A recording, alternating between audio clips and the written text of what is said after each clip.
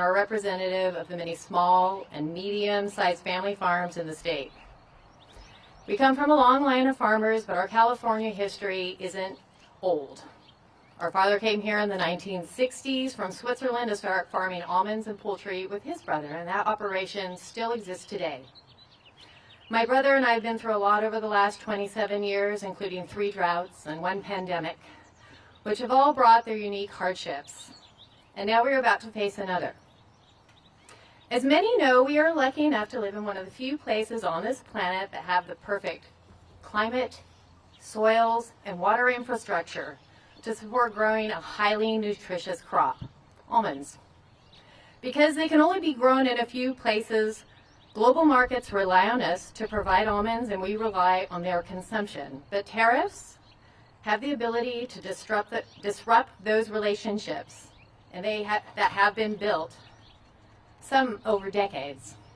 We rely on those same global markets to supply us with materials we need to build farm equipment, irrigation systems, and fertilize fields. Will we be able to access what we need to grow our crops? And if so, will we even be able to afford it? Because seasons determine when crops are planted and harvested, we do not have the luxury to wait years for factories to be built or supply chains to grow.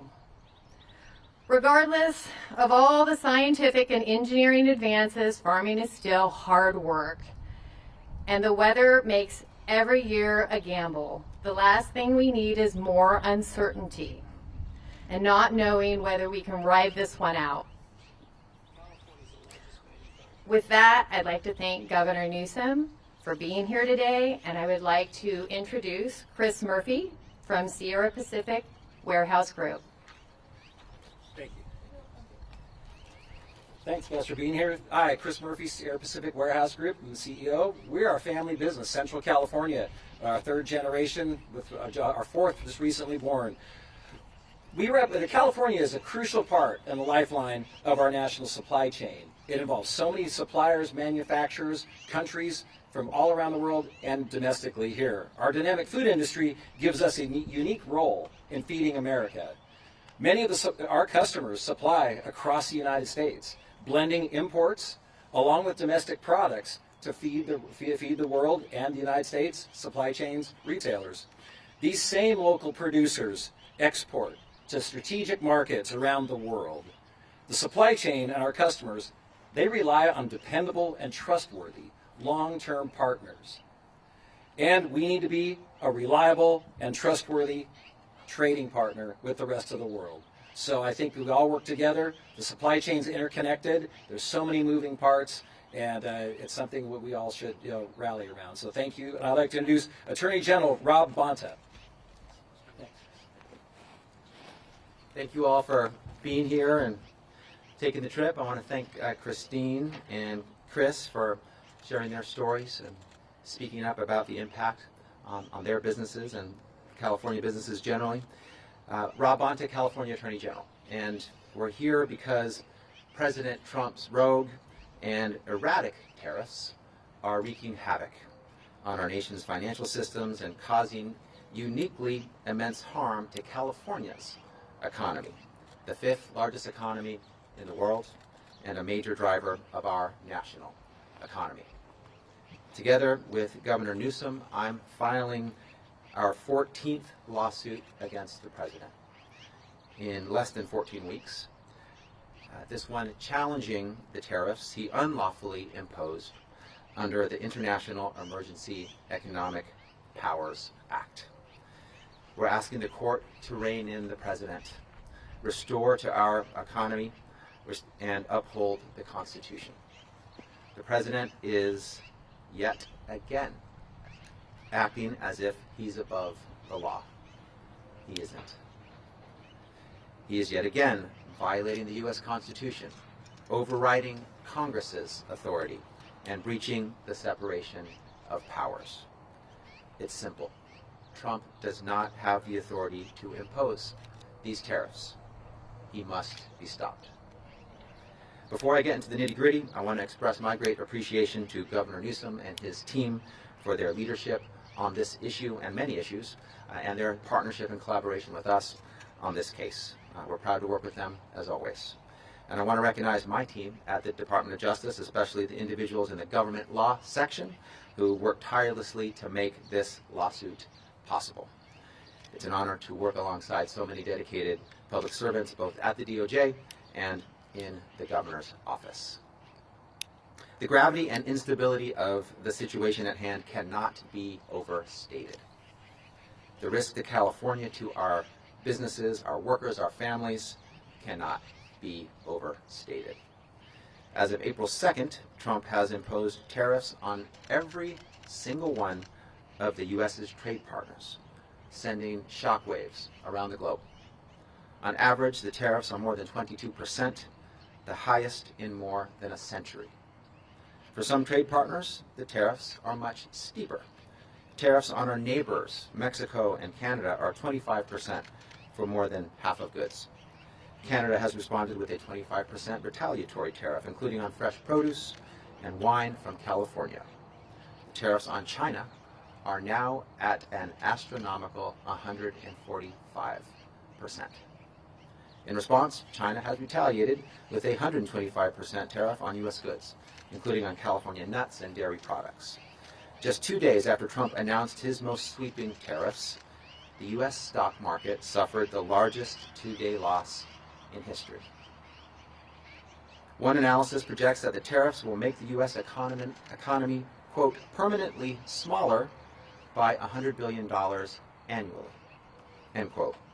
And another found that Trump's tariffs will cost the average American household $2,100 per year. Nothing resembling Trump's campaign promises to fix the economy and make life more affordable for Californians and for Americans. Given California's enormous economic footprint, the impact of these tariffs on our state, our businesses, our people is especially harmful.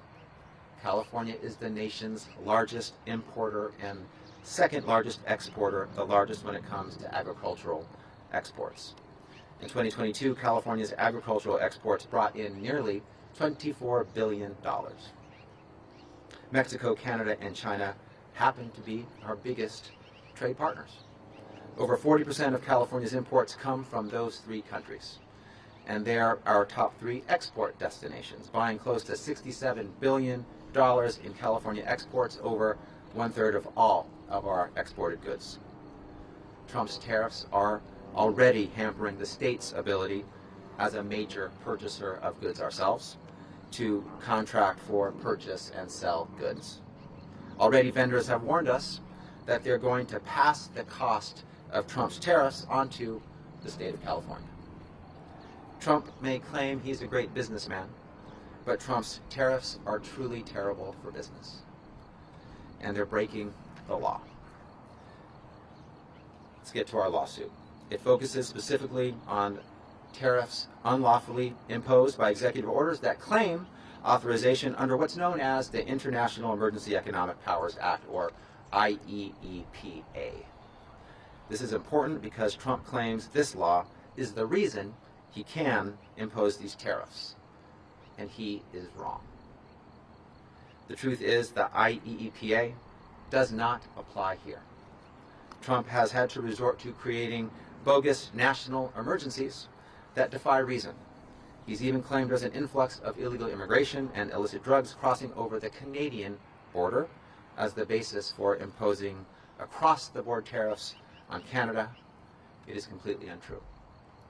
In actuality, less than 1% of fentanyl and illegal crossings actually come from Canada. The reality is the U.S. Constitution gives Congress the power of the purse.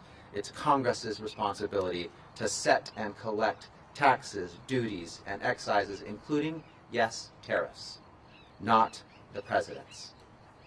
Congress hasn't authorized these tariffs, much less authorized imposing tariffs, only to increase them, then pause them, then imminently reinstate them on a whim, causing our nation and the global economy whiplash. Trump is attempting to override Congress and steamroll the separation of powers. That means he's trampling over his own party, by the way, which currently controls Congress. Again, Congress hasn't given him the authority to impose these sweeping and chaotic tariffs pursuant to emergency powers, which means he can't do it. Bottom line, Trump doesn't have the singular power to radically upend the country's economic landscape. That's not how our democracy works. Trump may claim these tariffs send a message to our international partners, but Americans are the ones shouldering the burden. The message Americans are receiving is that your costs are going up. The farmers here in the Central Valley, the small businesses up and down the state, the families sweating over their household budgets to see where exactly they can squeeze out the extra thousands of dollars each year that these tariffs could cost. The cost of groceries and gas and other goods are rising. The cost of bananas, coffee, chocolate, wine, iPhones, video games, clothes, all on the rise. As Republican Senator Ted Cruz said, quote, tariffs are a tax on consumers, end quote. Couldn't say it more clearly. And we're feeling it. Seniors looking at their retirement savings are feeling it. Parents looking at the college funds they've built up for years are feeling it. Farmers looking at the crops they're counting on to support their families and pay their workers are feeling it. Trump's tariffs are a slap in the face to Americans, especially hardworking families just trying to get by. It's time to put this chaos to an end. It's time to hold Trump accountable to the law. With this lawsuit, we are. As Attorney General, it's my job to ensure California remains the best place to live, to work, raise a family, or run a business. That's exactly what I'm doing today. I'm proud to be alongside our great governor to fight for California's vibrant economy, businesses, workers, and families. And before I pass it off to my partner on this lawsuit, Governor Newsom, I want to give a final shout out to the folks on my team who worked tirelessly on this lawsuit. They don't do it for the recognition, but I'm going to recognize them. Zelda Vassar, Carolyn Downs, Laura Haddad, Shawan Shea, Julie Veroff, Matthew Wise, Thomas Patterson, Christina Bull-Arndt, Ellie Bloom. We have a great team, and I'm proud of them. Incredible public servants, each and every one of them. With that, it's my great pleasure to introduce our great governor, Governor Gavin Newsom.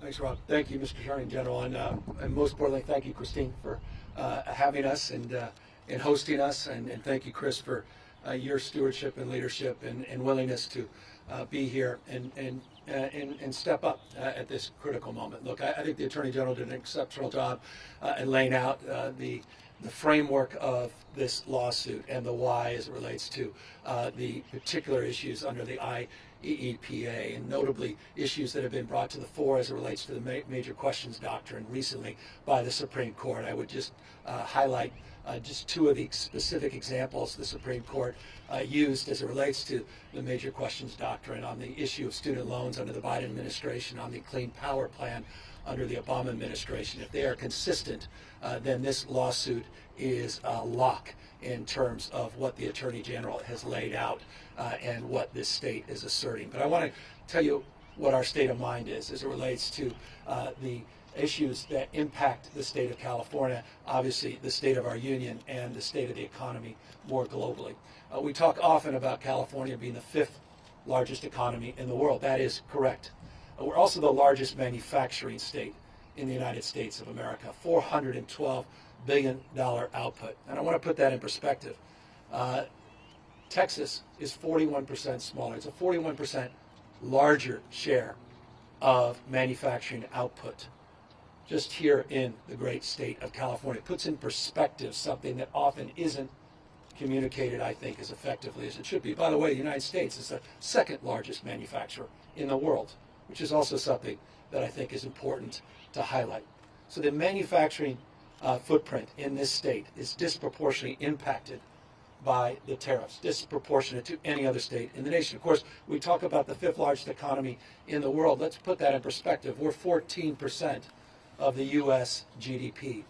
That is 50% higher than the next state. No other state will be more impacted by the impacts of this, as Christine said, uncertainty that is best described as toxic uncertainty because of these tariffs. Let me underscore that with more consideration and context to where we are. We are also the largest hunting, fishing, agriculture, and forestry state in this nation, 150% larger than the next state, Texas. Folks talk to us about the impacts, regional impacts of rural economies. You're talking about California. You're not just talking about the Midwest and places like Texas. You're talking about our state, the state of California. Almonds you see around us, export dependent. Pistachios, export dependent. Dairy, export dependent. In fact, 43% of almonds and pistachios and dairy are export dependent in the state of California. Few industries will be hammered more than the toxic uncertainty of these Trump tariffs. The impacts, what more evidence do you need? Check your 401k. Check your portfolio. If it includes NVIDIA, you should check it right now. NVIDIA, the great California company, one highlighted by this same Trump administration over the course of the last 24 to 48 hours, just got hit today with a $5.5 billion charge. Great California company got hit with a $5.5 billion charge, sending the markets to tumble yet again today. NASDAQ down over 2% as I speak. The uncertainty is pronounced and it is profound in the state of California. Consider just the imports coming from Mexico, Canada, and China. 44% of all of the imports into the state of California alone come from just those three countries, $197.3 billion in 2023. The impacts of these tariffs, particularly on those three countries, disproportionately impact the state of California. Across the spectrum, the impacts are off the charts. We talk about regional disparities. The impact in counties like this, counties like Kern, rural parts of the state will be outsized. It's not just the coast and technology. Think about the impacts already in the mega region of Baja and San Diego. Chris, you were talking about the integration of supply chains and a deeper appreciation and understanding that decades and decades forming a relationship, building trust, manufacturing, one side of the border, assembling on the other side of the border. You think about the impacts of the automobile industry, electronics, aerospace, in our state alone, disproportionate impacts. So California, why California? Well, that's why. No state is poised to lose more than the state of California. So that's our state of mind. And that's why we're asserting ourselves on behalf of 40 million Americans. And I imagine if you caucus those 40 million Americans, you'd find few, I don't care where they were in the last election, that are celebrating this uncertainty, that are celebrating the largest tax increase in modern U.S. history. In essence, a sales tax. In essence, a sales tax, a regressive sales tax that hurts working folks, that hurts poor folks, that hurts hardworking folks like Christine and those that Chris represents disproportionately. This is recklessness at another level. The geopolitical impacts are outsized. The trade impacts are outsized, not just the economic. That's why we were up in Canada making a case anew to try to encourage Canadians. What the hell do we have on the Canadians? Mocking people in another country, one of our great partners? Talking about being a 51st state? The fact that we had to invest in advertising up in Canada to encourage people to come to the great state of California, where 2 million Canadians visited last year, is a sign of the times, a testament to the moment we're living in. We're 2,000 miles away from Washington, D.C. We're a world away from the values that are emanating out of the White House. Again, that's why we're here. That's why we are asserting ourselves. I can't imagine anything more unifying for a state at this moment than stepping up as we're stepping up here today on this critical issue. So I just, again, want to thank the Attorney General, who has not been timid, He mentioned 14 lawsuits. We overall have 15. When you add the one he wasn't directly involved in. I want to thank him, and I want to thank the legislature. Don't forget, we did a special session, seems like a lifetime ago. It was just a few months ago, saying we have an open hand, not a closed fist. And it was a sincere sentiment. We didn't want to go down this path. We were hoping we didn't need to go down this path. But we prepared to go down this path. And so I'm grateful not just to the Attorney General, but to all of those members of his staff that he called out. I want to thank them for their partnership, their stewardship, the legislature, the same, for recognizing the severity of this moment. We talk about on goals, we talk about, stupidity. This needs to be updated in the next Wikipedia or the next encyclopedia as a poster child for that. It's a serious and sober moment. And I'd be, in closing, lying to you if I said it can be quickly undone. And that's why we have a unique responsibility to do more at this moment as well. And I've been involved in, I think, 19 or so MOUs with countries around the world. We've been reaching out to foreign leaders. They've been reaching out to us. And the critical nature of subnational trade and people-to-people relationship cannot be understated at this moment. And California can and will play an outsized role in that relationship. We have got to rebuild trust. 80 years of economic dominance in just a matter of weeks being unwound by this kind of recklessness. And so we are here very mindful of the anxiety that this has imposed on all of you, and very mindful of our role and responsibility at this moment, not to be bystanders, and try to shape this debate and shape this conversation. And this lawsuit is a meaningful and justifiable effort to do just that, to be accountable at this critical moment in not just California history, but American and world history. With that, we're here to answer any questions. Are you upset, Governor? Well, how can you not be? I've got 4 kids. 80% of their toys under their Christmas tree come from China. I've got family members living paycheck to paycheck. Many family members. My mom, who passed away years and years ago, was one of them. I mean, no rationale, no plan, no conscience to what it's doing to real people, no consideration of congressional responsibility. Where the hell is Congress? Where the hell is Speaker Johnson? Do your job. They're sitting there passively as this guy wrecks the economy in the United States of America, which has dominated the global economy. Don't take my word for it. The Wall Street Journal.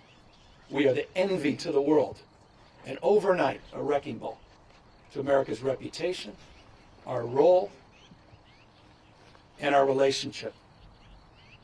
And so I'm angry as a parent, as a taxpayer, as someone who has a retirement account that didn't come from wealth, no trust funds in my family.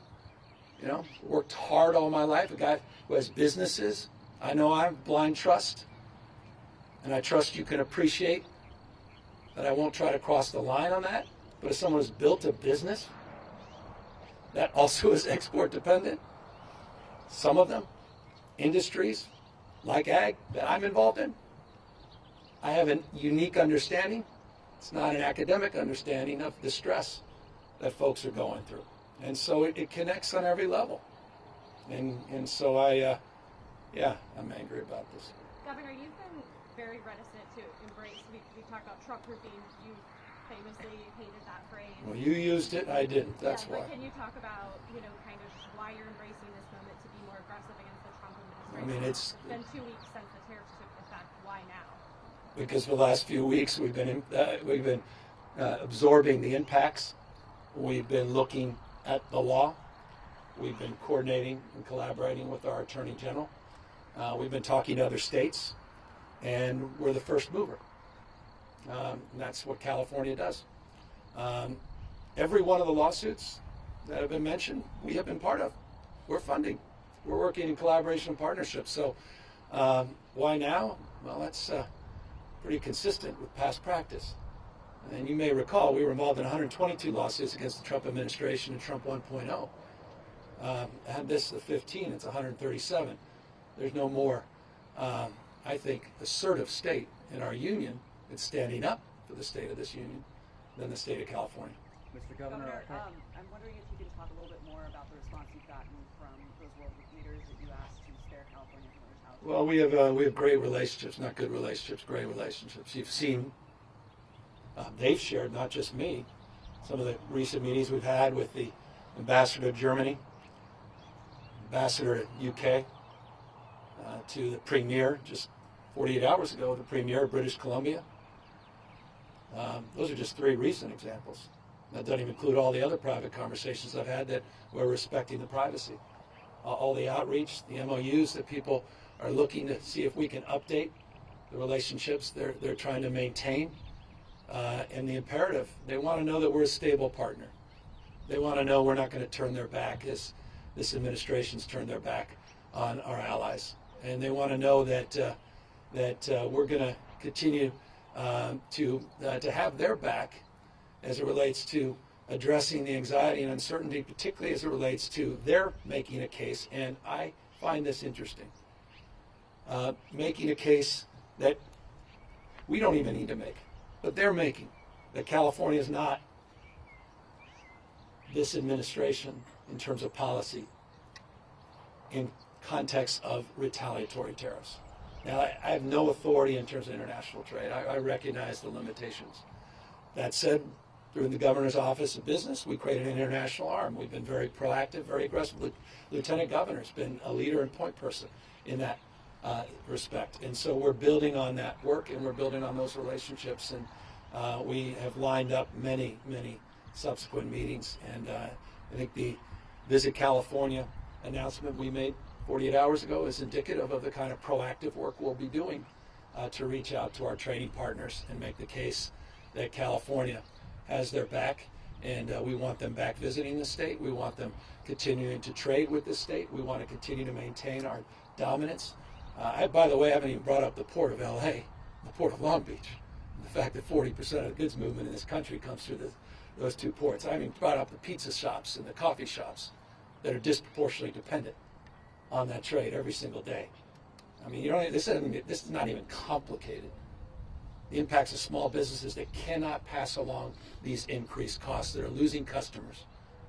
The impacts, and I want to speak for Chris and others, but the impacts already on the lack of investment.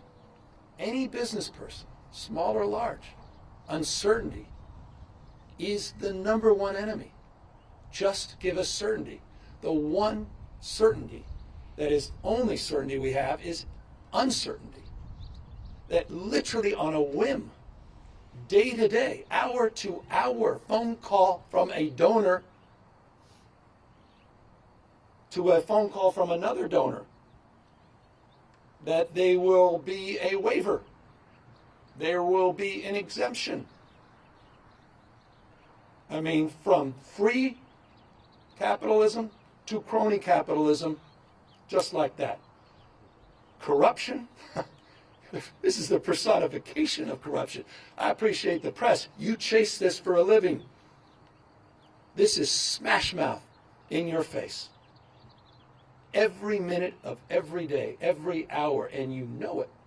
You've seen it. How in the hell are we sitting by and allowing this to happen? So again, that's the why, and that's what we are pushing back against in this lawsuit. Mr. Governor, thanks for taking the time. Thanks, Attorney General and Christine and Chris for hosting us. 2 quick questions. Number 1, have you spoken to the president about this? And number 2, forgive me, it's unrelated, from Cron 4, Channel 4 News in the Bay Area. Do you have any reaction to the Benicia refinery announcing their, the refinery? Valero. Just briefly on that, respecting the importance of that question.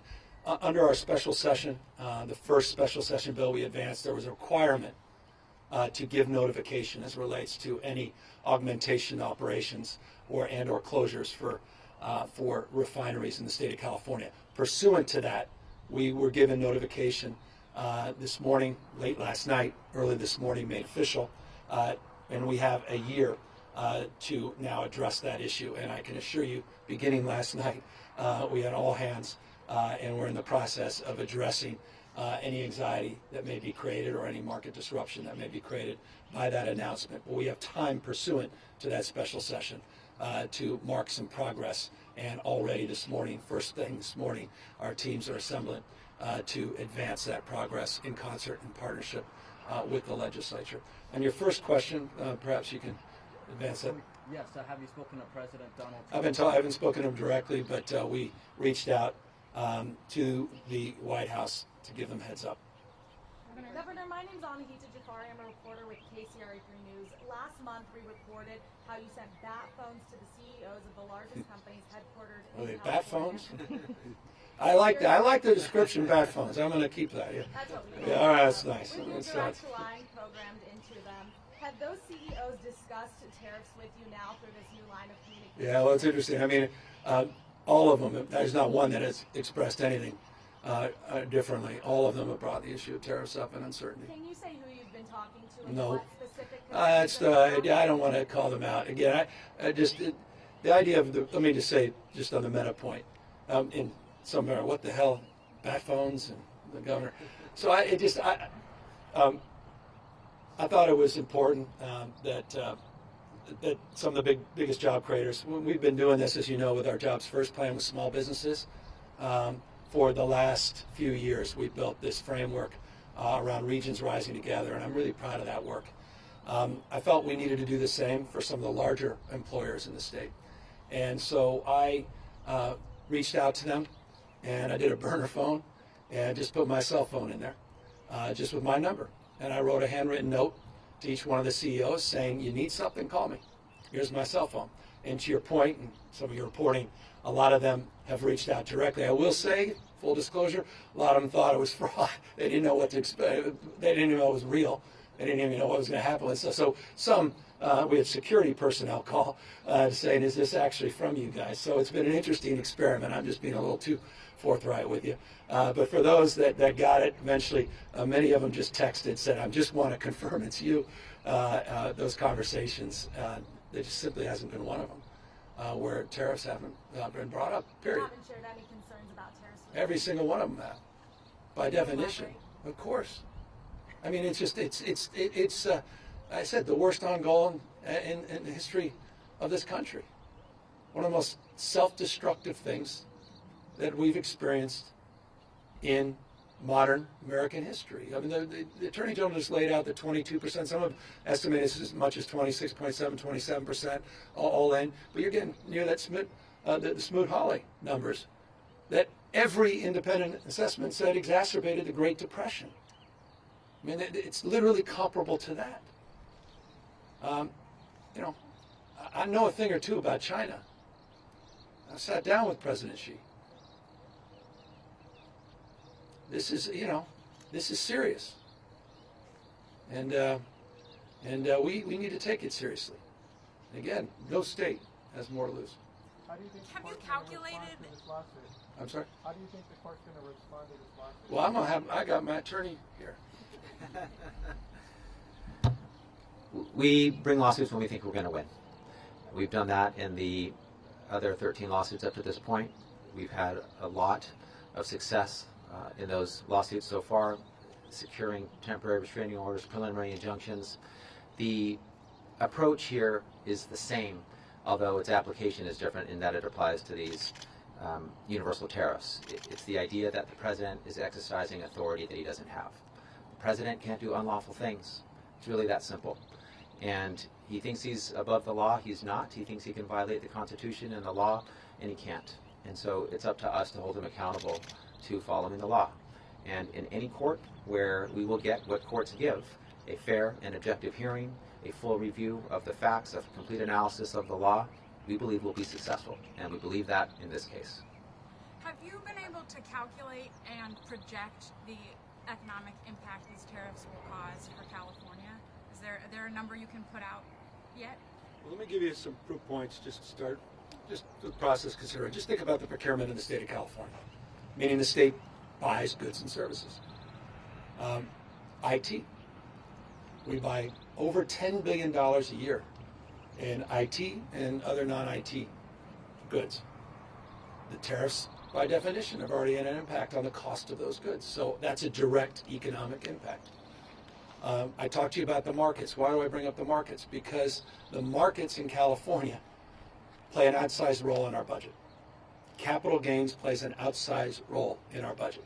NVIDIA's success as a company, I gave it a proof point, plays an outsized role in the revenue we generate in this state and our ability to support critical programs, including supporting farmers like Christine. The impacts of that have already forced and compelled me to adjust the budget that I will be submitting in May. The May revise will reflect a downgrade in economic outlook in this state. I have been meeting consistently in the last few weeks with economists, not only state economists, independent economists. Universally, they have significantly downgraded the GDP projections for the state of California next year, have increased, as a consequence of this toxic uncertainty, the likelihood that our unemployment rate will go up, not down, and that the environment will precipitate in higher inflation. All of those things will inure to slower economic growth, less capital gains revenue, and a significant, from my humble perspective, how significant? Stay tuned to the May 15th revise, change in our projections as it relates to revenue collection and an adjustment into our baseline spending in order to submit, as I'm constitutionally required, a balanced budget. So the impacts on the budget of this state are already being felt, and the full impacts have yet to be fully felt. And also, what do you can respond to One second, just go. Push for tariff exemptions on almond growers, especially in Suffolk County, which makes up 15% of the state's almond value, and also a county that is largely backed Trump. Why do you think the president will not budge on this? Well, look, I want to give the president his due in this respect. I'm old enough to remember in the 1980s, I think it was a full-page ad that President Trump, at the time Donald Trump, businessman, put out complaining about trade policy in the United States vis-a-vis Japan. He's been very consistent on this issue for decades and decades. I give him his due in that respect. You saw in the first administration, I talk about crony capitalism. I didn't say that lightly. That comes from the basis of an independent analysis of waivers that were provided in the first Trump administration and how they were directly connected to donors to the Republican Party. He's been consistent for years and years. But this rationale across the board, 10% tariffs, the irrational determination of 145% in China, the fact that he negotiated what he said was a great trade deal, the USMCA, and now he's trashing his own deal, shows a level of recklessness that even I did not anticipate. And I imagine many of his supporters may not, to your question. I'm here because I come here often. I'm here because I have a responsibility to support people like Christine and those that Chris represents. I'm here not because folks here, I'm very mindful, voted for me or even Kamala Harris. I'm here because they matter and we care. And I'm here because they're disproportionately going to be hurt by this, by the guy that's betrayed them. Donald Trump is betraying the people of the Central Valley. He is betraying the people that supported him.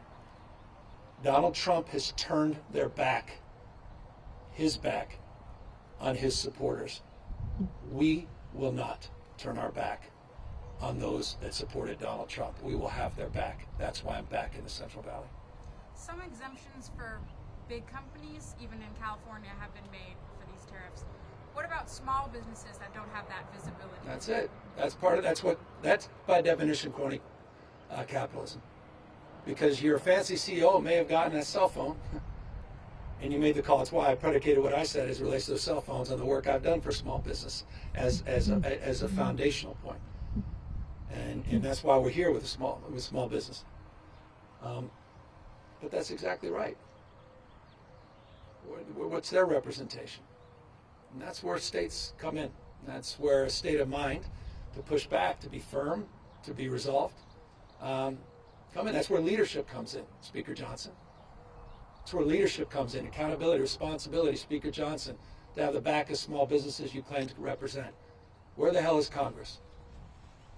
The best of the Greek democracy, the Roman Republic, 3 branches of government, independent, co-equal branches of government, popular sovereignty, the rule of law. The rule of law. You saw a federal judge today on contempt charges against the administration, or at least asserting probable cause for contempt charges, criminal charges against the Trump administration, on the fundamental rule of law, the principles of our founding fathers, the 250th anniversary of this great republic we're about to celebrate, that has held this place together, that has bound us together. All of that being challenged, a recklessness, a wrecking ball to the principles of our founding fathers. So I'm sorry to, you asked me if I'm angry. I'm resolved. That's all. And I'm proud of this state, and I'm proud to have an attorney general and a legislature that get it. And I'm proud to have this gift of having some agency and having a little authority as governor to push back against this moment.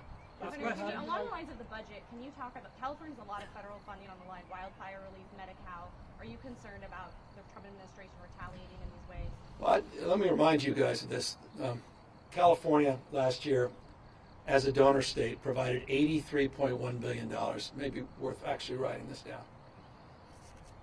$83.1 billion. We provided more to the federal government than we received. By the way, Texas received $71.1 billion more than they provided the federal government. So I'll just remind you of that. California, as a donor state, the balance of the books, provided $83.1 billion. Texas took $71.1 billion. Top 4 states that were donor states, all blue states. Interesting fact. So when it comes to federal support, we would expect to be treated fairly. And I say this as a donor state that doesn't even get back all of the money that we provide the federal government. I'm proud to have the backs of states that are struggling. I'm proud to have the back of Speaker Johnson's state when they were struggling because of the hurricanes. As a taxpayer, I was proud to support them. And I would hope the same would be extended, and I expect it will be. That's above politics. I spent 90 minutes in the Oval Office with the president. I've been on the phone with him on multiple occasions. I'll work with President Trump on issues any day of the week that we can work together to advance the cause that I think bind us together. And that's the cause of this state and the fact that we're the 10th pole of the American economy, the cause that I think unites us across this country in relationship to this state. And that's my state of mind, and I'll maintain it. I deeply disagree with him on this.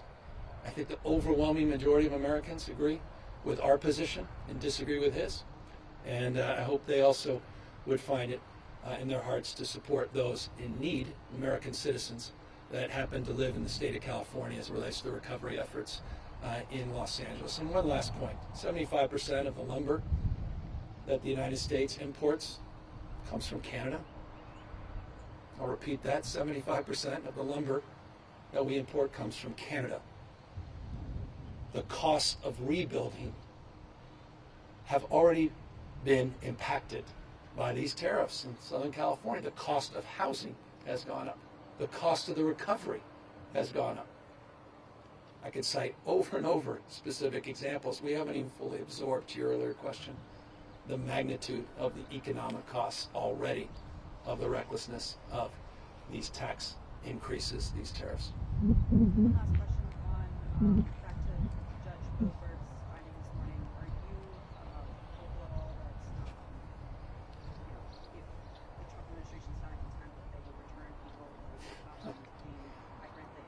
Yeah, it's a this is the distraction of the day. The art of distraction. Don't get distracted by distractions, we say, and here we zig and zag. This is the debate they want. This is their 80-20 issue as they've described it. Those that believe in the rule of law defending it, but it's a tough case. Because people are they defending MSR 13? Are they defending, someone who's out of sight, out of mind in El Salvador? I mean, we're perfect sheep. So I want to answer your question. I don't know I add much value answering it. I mean, are you kidding me? Come on. I remember I saw some pundit the other day say, I remember that Newsom guy when he did gay marriage in 2004. The hell is he talking about? He's kept marrying people, 4,036 couples from 46 states and 6 countries. What about the rule of law? Well, maybe they forgot. The judges said there was no irreparable harm. And when the judges, the California Supreme Court, said we should stop, we stopped immediately. It wasn't even in question. When a judge adjudicates, it's not in question. How in the hell are we even debating that? It's Orwellian that you're debating that. And it's exactly the debate they want, because they don't want this debate on the tariffs. They don't want to be accountable to the markets today. They don't want to answer for NVIDIA taking a $5.5 billion charge. They don't want to have a real conversation with Christine and what's going on in terms of the export uncertainty here in the Valley. They want to have this conversation. Don't get distracted by distractions. We're all perfect sheep. Thank you guys very much. Media could just hold in place for a minute or two. Thank you.